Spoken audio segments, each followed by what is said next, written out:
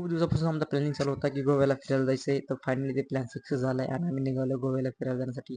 स्टार्टिंगला आम्ही four wheeler गाडीनंच जाणार होतो. पण त्याच्यानंतर आम्हाला अशा काही गोष्टी कळल्या, की फोर व्हीलर गाडी जर तुम्ही घेऊन गेली, तर त्याचा चेकिंगचा वगैरे जास्त प्रॉब्लेम येतो. त्याच्यामुळे आम्ही ती रिस्क घेतली नाही, कारण आमचं पण फर्स्ट टाईम होतं. त्याच्यानंतर आम्ही ट्रेनिंग गेल्यानंतर आम्हाला जे गोव्याच्या पहिलं स्टेशन लागलं थीम. थीम या स्टेशनला आम्ही उतरलो.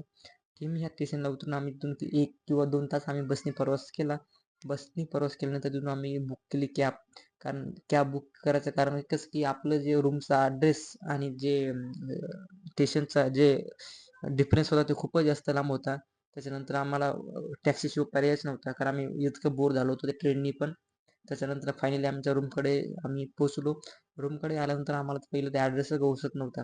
त्याच्यानंतर आम्ही टॅक्सीवाल्याला जाऊ दिलं, कारण ते छोट्या गल्ल्या वगैरे होत्या, त्याच्यामुळे त्याला गाडी पण घालायला जास्त प्रॉब्लेम यायचा. त्याच्यानंतर आम्ही चालत वगैरे ॲड्रेस शोधला, तर फायनली आम्हाला ते आमच्या रूमचा ॲड्रेस पोहोचला.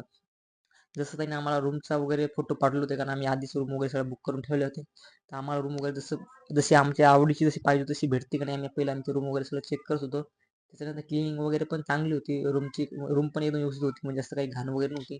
त्याच्यानंतर जे गाड्या होत्या त्या गाड्या पण आम्ही पहिलेच बुक करून ठेवल्या होत्या. त्याच्यानंतर तिथे गेलं की काय टेन्शन असं राहू नये म्हणून आम्ही पहिलेच सगळं काम करून ठेवलं होतं रूमचं किंवा गाड्याचं. गाड्या वगैरे आम्हाला 2 दिवसासाठी आम्ही बुक करून ठेवल्या होत्या. आणि आम्ही गोव्याला 2 दिवस राहायचा प्लॅन आमचा चालू होता. त्याच्यानंतर आम्ही गाड्या घेतल्या आणि आम्ही निघालो बीचकडे, कारण 4-4:30 वाजता बीचचा व्ह्यू जे राहतो, बीचमध्ये फिरण्याची मजा अलग राहते. 4, 4:30, 5, 6 वाजेपर्यंत एकदम मस्त दिसतं क्वालिटी. आणि गोव्यामध्ये एक सगळ्यात बेस्ट म्हणजे तुम्हाला पेट्रोल पेट्रोल टाकण्यासाठी पेट्रोल पंपावर जायची गरजच नाही. तुम्हाला रस्त्यावर कुठे पण पेट्रोल मिळून जाईल इझिली. चायवाल्याकडे किंवा कुठं किराणा दुकानाकडे ते पेट्रोल खूप असं बाटल्या बाटल्या भरतात त्याच्याकडे. त्याच्यानंतर आम्ही पेट्रोल टाकल्यानंतर आम्ही निघालो बीचकडे. बीचकडे गेल्यानंतर बीचचा जे व्ह्यू आहे ते बघा. बीच एकदम क्वालिटीमध्ये लोकेशन एकदम छान आहे.